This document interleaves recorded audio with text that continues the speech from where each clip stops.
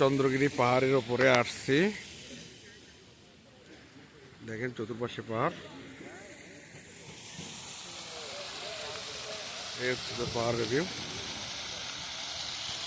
মানে আমরা এদিকে যে জায়গায় আসি এই জায়গা থেকে আপনার কাঠমান্ডু পুরোটা দেখা যায়।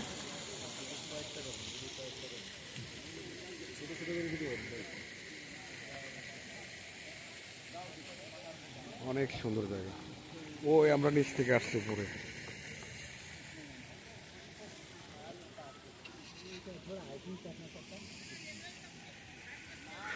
উপরে কেবল কার আছে, কেবল কার দিয়ে উপর থেকে করে নিচে যাওয়া যায়।